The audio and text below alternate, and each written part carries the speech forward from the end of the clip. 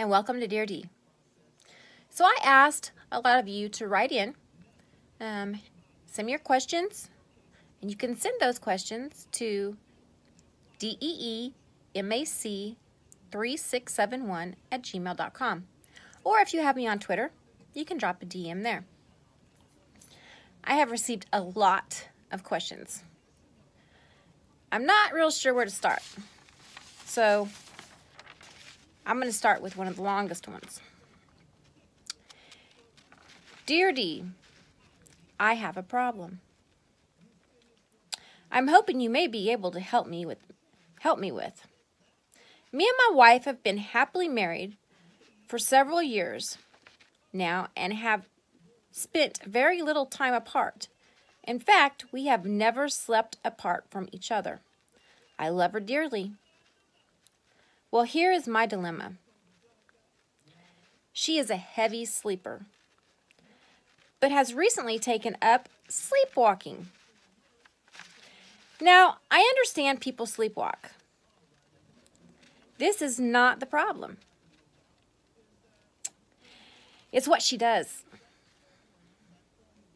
In her sleep-induced wanderings, she decides to cook a meal for me, and by no means does anything she prepared go together. I'm talking hot dogs with marshmallow sauce, or leftover mashed potatoes and ice cream. I let her, continue to prepare the food, and I don't want to wake her up because I've heard you're not supposed to wake up sleepwalkers. What happens next is the worst part. Once satisfied with the meal's outcome, I'm presented the dish. I've tried to set it down out of sight, give it to the dog, distract her. Nothing works. She wants me to eat it, and once I stomach whatever monstrosity I'm presented, then she'll go back to bed, and I'm left with an aching gut. What am I to do, Dee? Please help. Need Rolaids. Well, first of all, sleepwalking happens with a lot of people. But here's my thing on it. Is she really sleepwalking?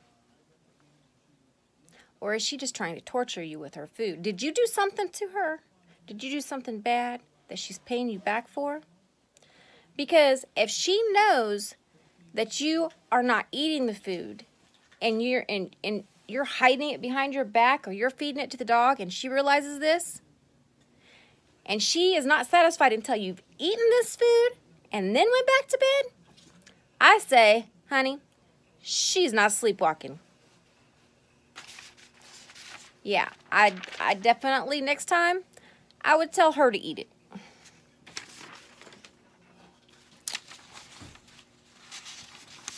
Dear D, my husband is cheating with my best friend. I keep acting like I don't know what to do. I don't want to lose either one of them. What do I do? Kathy Johnson. Now this one's a tough one. Kathy, you have to have some self-esteem. Now, if you know that your husband is cheating with your best friend, to me, that doesn't make her your best friend.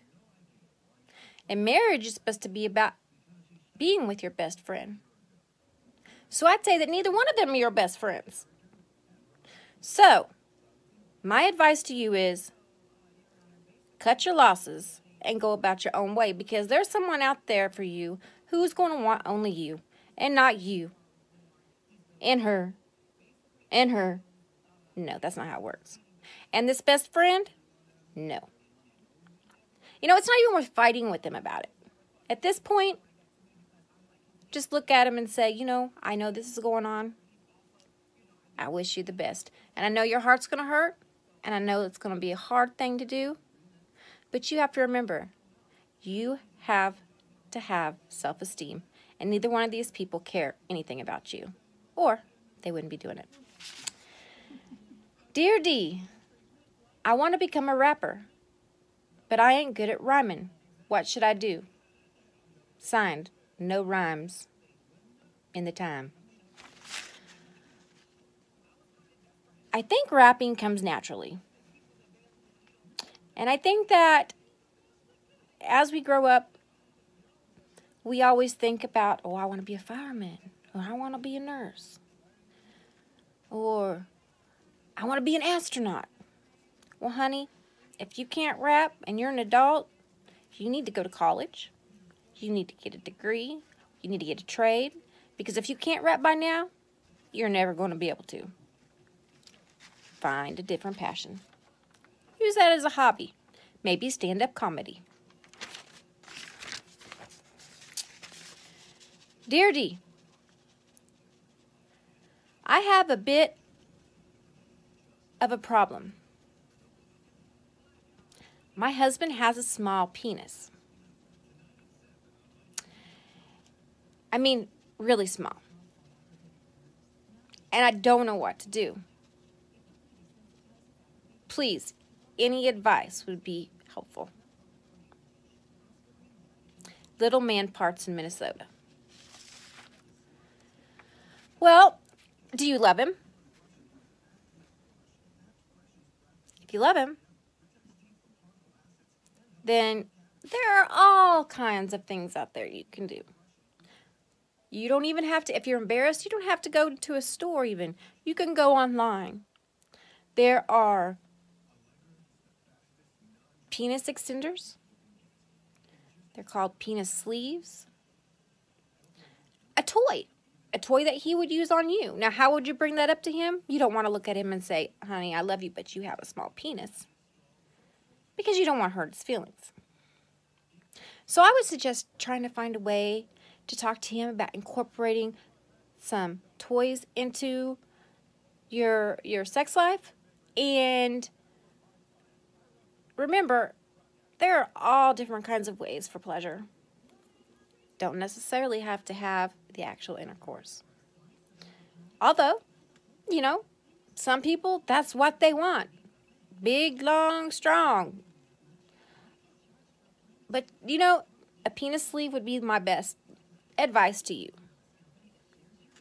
And just remember, make it fun.